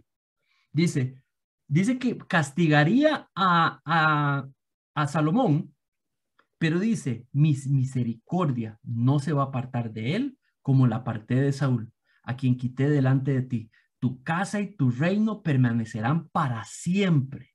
Cuando habla de casa, está hablando de la linaje físico, de la nobleza de los príncipes descendientes de David. No está hablando de algo espiritual. Cuando habla de tu reino, no está hablando de algo espiritual, está hablando de algo físico. Dice que va a permanecer para siempre, ¿verdad? Dice, tu trono será establecido para siempre. Conforme a todas estas palabras y conforme a toda esta visión, Natán habló a David.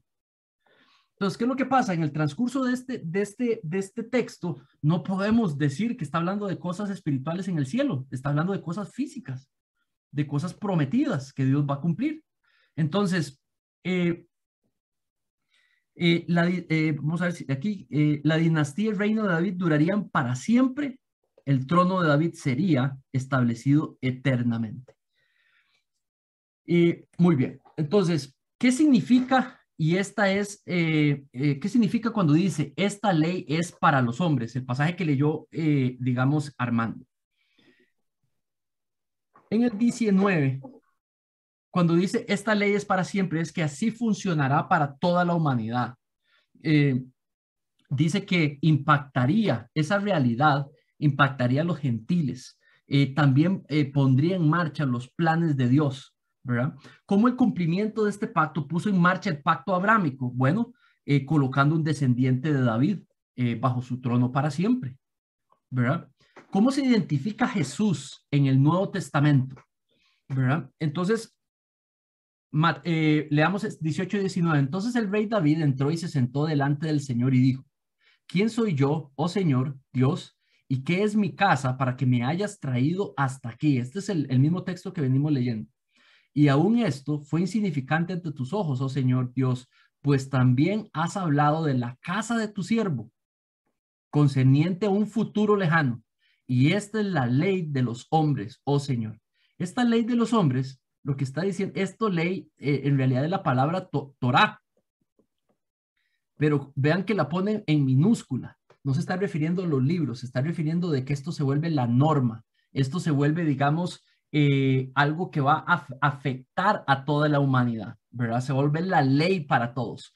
O sea que el que se establezca la casa del siervo para siempre va a afectar todos los hombres. Aquí por los hombres no se refiere a Israel, ¿verdad? Porque viene hablando de la casa de Israel. Entonces está hablando de otro grupo. Entonces prácticamente está hablando del resto del mundo, ¿verdad? Dice que la casa de Israel, la casa de David tiene un futuro y va a ser, va a tener un impacto sobre el resto de las naciones. Entonces, número 1, Mateo 1:1, identifica a Jesús como hijo de David. Eso quiere decir de que el descendiente que está prometiendo aquí, que podría ser siendo nuestro Señor Jesucristo Dios y vivir para siempre, por ende podría traer esa perpetuidad del trono de David. Mateo 9:27, al irse Jesús de allí, 2 ciegos lo siguieron y le gritaron, hijo de David, y empiezan a identificarlo por el poder que tiene y por los milagros que hace con el hijo de David. ¿Eso qué quiere decir? Que los israelitas, digamos los judíos, creían que el Mesías iba a tener enorme poder, porque él iba a restablecer el trono para siempre de David. Por eso podía destruir a los romanos, podría destruir a todos. Por eso lo querían poner como rey, para que pudiera liberarlos del yugo de los romanos. O sea, ellos creían que el Mesías tendría poder sobrenatural, ¿verdad? ¿Por qué? Porque podría perpetuar el trono de David para siempre. Ellos creían que el Mesías era Dios, ¿verdad? Entonces, ¿cómo qué otros pasajes tenemos para identificarlo? Le voy a pedir ahora a Rebe, porfa, si me puedes leer Mateo 15:22.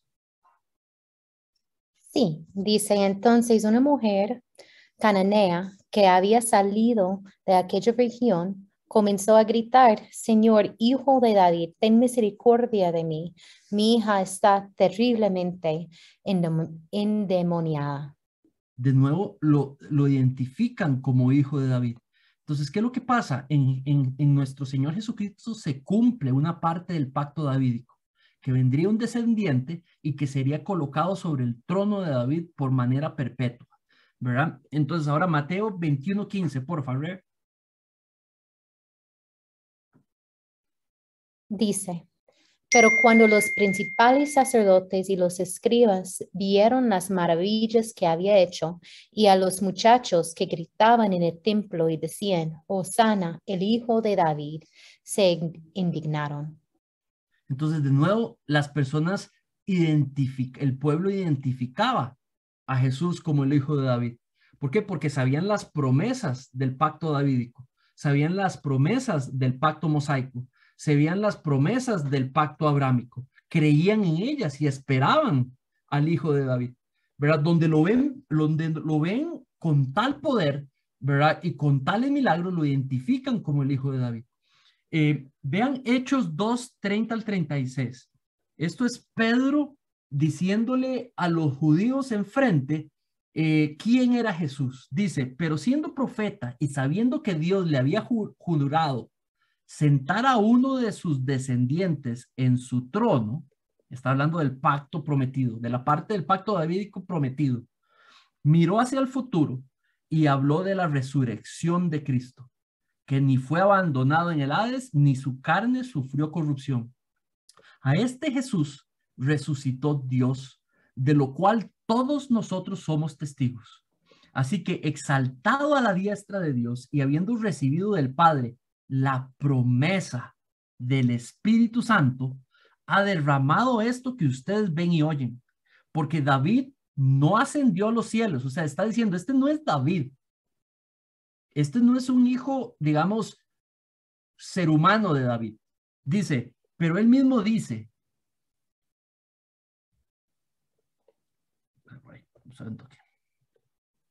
dijo el Señor a mi Señor: siéntate a mi diestra hasta que ponga tus enemigos por estrado de tus pies.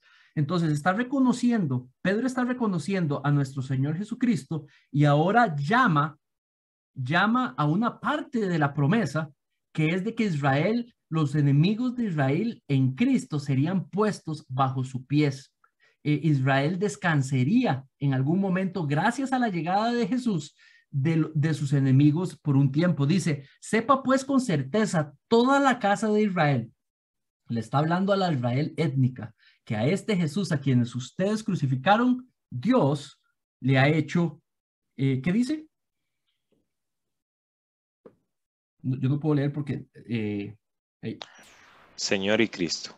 Señor y Cristo, ¿verdad? Entonces, ¿qué es lo que pasa? Que según Pedro, nuestro Señor Jesucristo está cumpliendo el pacto davídico de que un descendiente de él establecería en el trono de David, se establecería sobre el trono de David para siempre, ¿verdad? De linaje. Entonces, muy bien, ahora sigamos. Hechos 13:34-37. ¿Alguien que no haya leído que me lo pueda leer, porfa?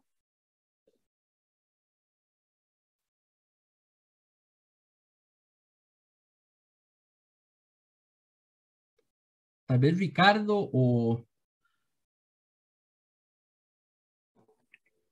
Ricardo no, se tuvo que ir, pero no. bueno, yo puedo leer por él.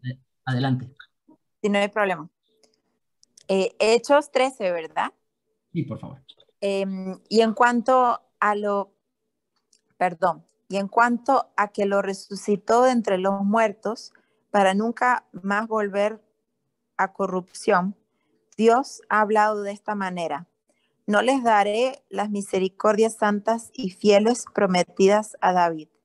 Por tanto, dice también en otro salmo: no permitirás que tu santo vea corrupción.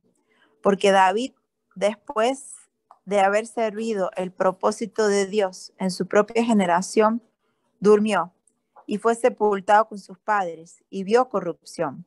Pero aquel a quien Dios resucitó no vio corrupción. Buenísimo, muchas gracias, Laura. Entonces lo que vemos aquí de nuevo es el cumplimiento de la promesa en nuestro Señor Jesucristo, ¿verdad? Descendiente de David, linaje de David, ¿verdad?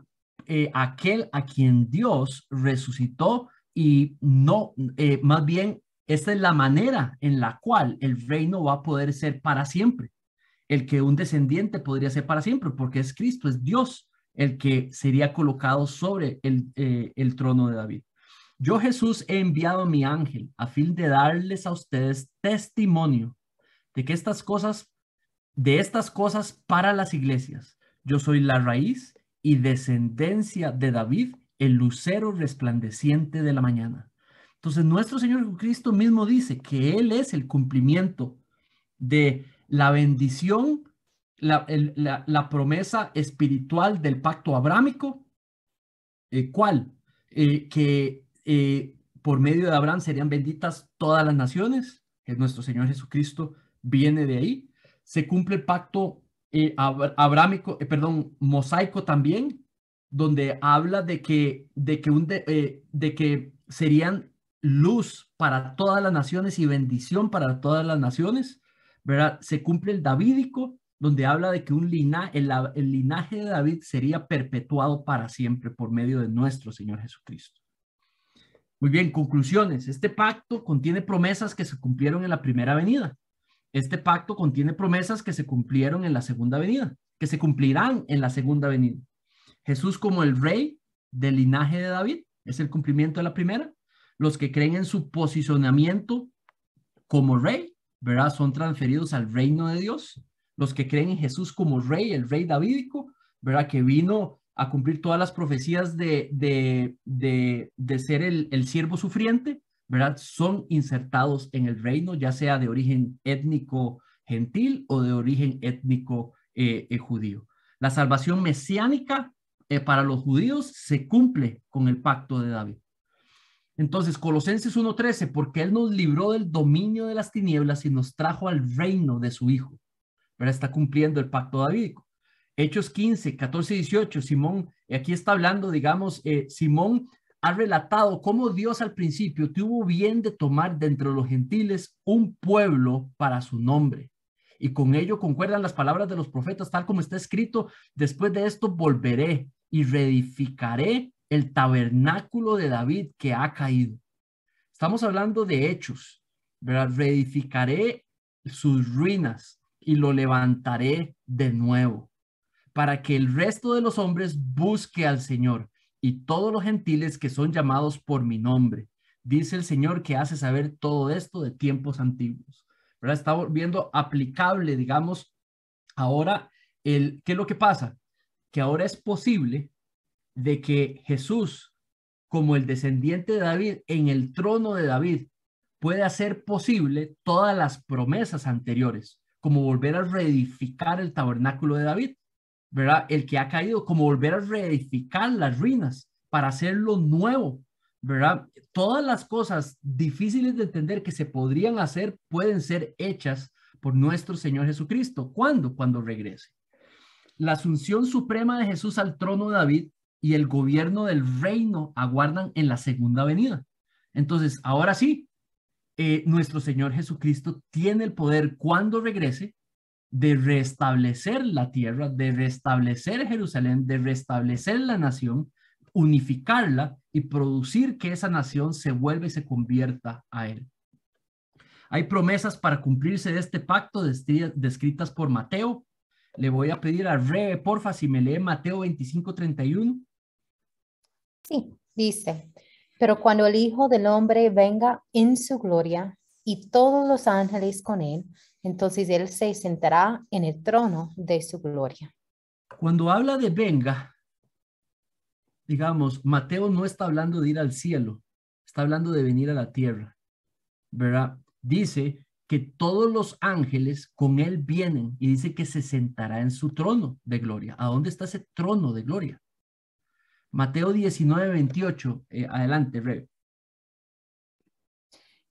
Jesús le dijo: en verdad les digo que ustedes que me han seguido En la regeneración, cuando el Hijo del Hombre se siente en el trono de su gloria, ustedes se sentarán también sobre 12 tronos para juzgar a los 12 tribus de Israel. Esta es una visión, digamos, es una visión del juicio, ¿verdad? Y de nuevo está estableciendo la iglesia junto con Cristo reinando, ¿verdad? Y tenemos las promesas de también Israel reunificada, reinando con Cristo, habiendo restablecido el trono, ¿verdad? Entonces, ¿qué es lo que pasa? De nuevo, deben de interpretarse literalmente. Si no interpretamos esta parte de Mateo literalmente, no podemos interpretar todo Mateo literalmente, ¿verdad? ¿Cuándo vamos a escoger cuándo sí, cuándo no? Cuando nos parezca, cuando no nos parezca, cuando nos parezca muy difícil de creer. No, tenemos que tener una manera, digamos, estandarizada de cómo interpretar los textos, ¿verdad? Mateo no nos deja, no nos da permiso para tratar de espiritualizar las palabras o darle, digamos, un significado que no sea natural a lo que viene hablando. Está activo hoy porque hay promesas por cumplirse, el pacto davídico. Entonces, de nuevo, aquí tenemos el pacto davídico. De nuevo, todos los pactos están correlacionados, todos son pactos de gracia, todos son pactos que lo que hacen es que despliegan los planes de Dios. Y ahora finalmente vamos al nuevo pacto. Entonces, nuevo pacto, y lo va a hacer un poco más corto. Entonces, muy bien, ¿por qué un pacto mejor? ¿Por qué se dice nuevo pacto? Pacto antiguo, pacto nuevo, y este es mejor, superior. Bueno, porque prometía gran descendencia, porque prometía una nación. Esta nación sería un medio de bendiciones al mundo, ¿verdad? El pacto davídico prometió un linaje, ¿verdad? Real a partir de David, que reinaría en Israel y en última instancia en la tierra. Tenemos Zacarías y tenemos Mateo. Ahora, ¿qué es lo que pasa? El problema es que las personas tenían un corazón corrupto, necesitaban un corazón distinto, ¿verdad? Podrían hacer todos los ritos para agradar a Dios, pero con un corazón corrupto. Entonces, los corazones de las personas seguían necesitando un cambio. ¿De qué sirve una gran bendición, una gran prosperidad, una gran nación, un nuevo trono, si las personas siguen teniendo un corazón corrupto? Entonces, ¿qué era el nuevo pacto? El nuevo pacto era un pacto incondicional, eterno, por medio del cual Dios capacitaba, empoderaba, habilitaba a su pueblo para que le adorara y para que le sirviera, reflejándole independencia de él. Veamos Jeremías 31 al 34. Le voy a pedir a Dani si me puede leer los primeros versículos. Sí. ¿Los primeros cuáles dijiste, perdón? Yo te paro cuando Okay. Vienen días, declara el Señor, en que haré con la casa de Israel y con la casa de Judá un nuevo pacto. No pausa. como el pacto. Ok. Dice, vienen días. ¿Eso qué quiere decir? Futuro, ¿verdad? No son los días de ese tiempo, es un tiempo futuro.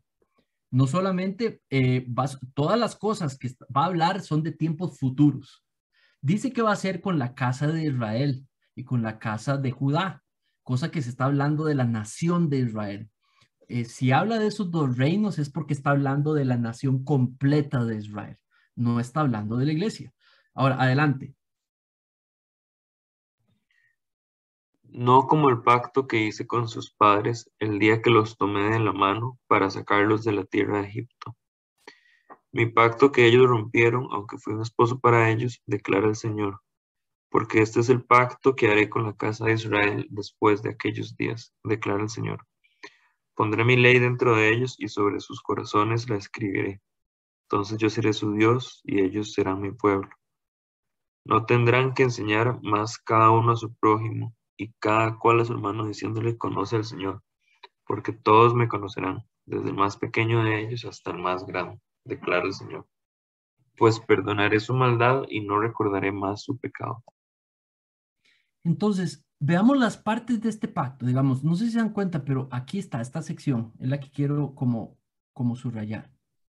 Entonces dice que haré con la casa de Israel, ¿verdad? Está hablando del Israel étnico. Eso es lo que se entiende, digamos, el significado que le podemos dar a lo que viene hablando Jeremías, ¿verdad? El texto, el libro de Jeremías es para Israel, y cuando está hablando de Israel, habla de sus batallas, de lo que están haciendo en ese tiempo. Entonces, la casa de Israel es Israel étnico.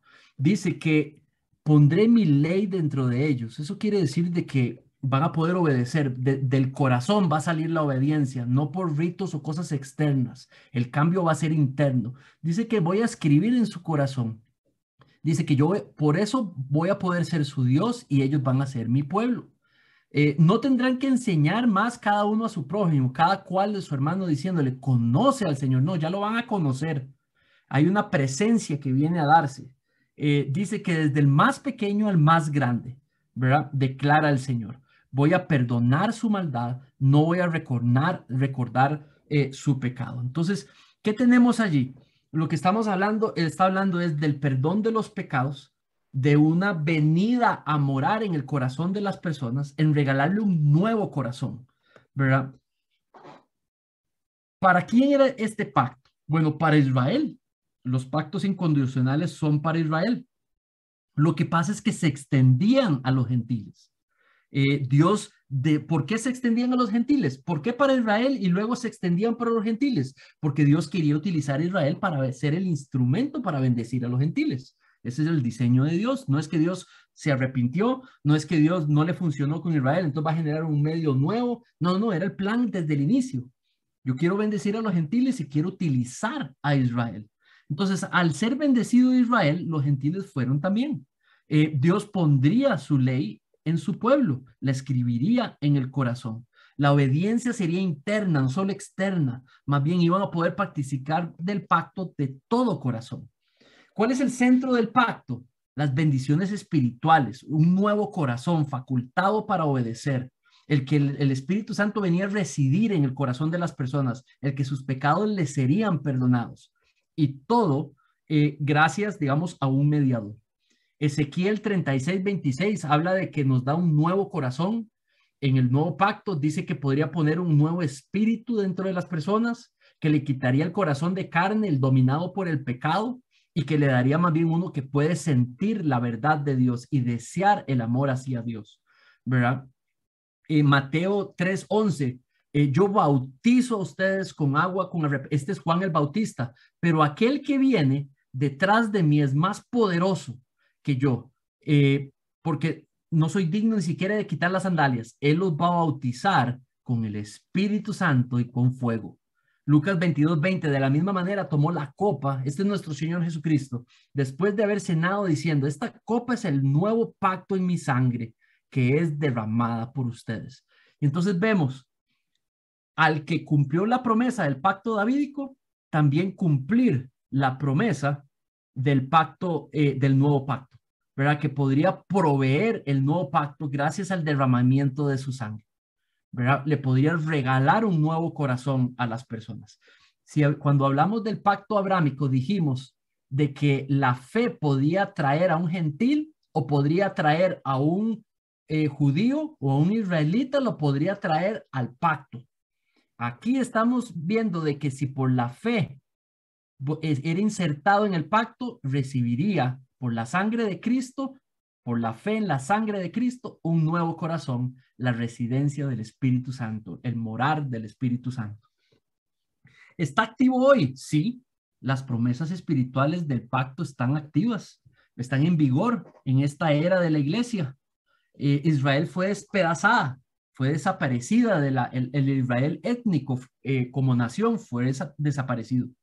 Entonces, cualquier descendente étnico, israelita, hebreo o judío, ¿verdad? Está en el tiempo de la era de la iglesia. ¿Eso qué quiere decir? Que está activo el pacto de gracia, fe en el Mesías, fe en la sangre del Mesías y recibe todas las promesas del nuevo pacto. Cuando nosotros presentamos el evangelio, lo que estamos presentando es el nuevo pacto, las promesas del nuevo pacto. Las promesas nacionales físicas del nuevo pacto con respecto a Israel, ¿qué sucede? Bueno, también están en vigor, no se han cumplido. Si usted las lee, necesita mostrar que si ya se cumplieron, necesita mostrar cómo ya se cumplieron, lo cual es prácticamente imposible, ¿verdad? También están en vigor. Por ejemplo, dice que Dios reunificará, unificará y restaurará la nación étnica de Israel, porque está hablando de la casa de David, de la casa de Judá, ¿verdad? De la casa de Israel. Dice que va a estar reunificada bajo un David supremo, un descendiente de David para siempre en poder en el trono. No hay otro que pueda cumplir eso que nuestro Señor Jesucristo. Dice que será rey que va a vivir en paz y que va a vivir en prosperidad sobre el trono de David, en una nueva Jerusalén, con un nuevo templo, ¿verdad? ¿Cómo vamos a interpretar eso como alegórico? Si lo está Ezequiel, lo está hablando completamente literal, ¿verdad? El Espíritu Santo se derramará como Israel, habrá justicia bajo el rey davídico. 2 Corintios 3:6, el cual también nos hizo suficientes como ministros de un nuevo pacto, no de la letra, sino del Espíritu, ¿verdad? También él dice que el Redentor viene y pondrá su espíritu sobre Israel y la va a salvar. Isaías, Romanos, dice que le dará prosperidad material a Israel, ¿verdad? En un futuro, cuando sea reunificada. Entonces, hay promesas físicas que no hay manera de probarlas que las haya hecho después de ascendido nuestro Señor Jesucristo y al día de hoy. Entonces, la pregunta es, ¿le creemos de que lo puede hacer y de que lo va a hacer? Sí, yo creo que lo que está hablando es de un tiempo futuro. Entonces, ahora sí, insertamos el nuevo pacto. Cosas del nuevo pacto. Esto fue prometido en tiempos de Israel, ¿verdad? Antes de que fuera despedazada, pero se cumplieron las bendiciones de ellas con la primera venida. Y hay partes del nuevo pacto que se van a cumplir con la segunda venida, cuando nuestro Señor Jesucristo venga a reinar en la tierra. Muy bien.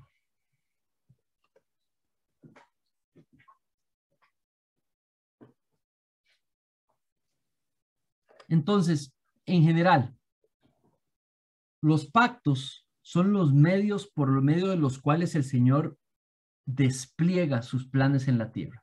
Él tenía el plan de redimir, de traer el plan de redención y lo fue desplegando por medio de estos pactos. Estos pactos no son cosas separadas, sino que unos van integrando a los otros. Hay promesas de los pactos que ya se han cumplido en distintos tiempos de la historia. Lo que Dios prometió lo cumplió, y hay cosas de los pactos que no se han cumplido. Y podemos creer en el Señor, creerle al Señor y a sus autores de que lo va a cumplir, ¿verdad? Tal vez no tendremos exactamente los tiempos y la manera en cómo va a funcionar, pero no debiéramos de no creerle a los escritores bíblicos. Adelante, doña Carmen.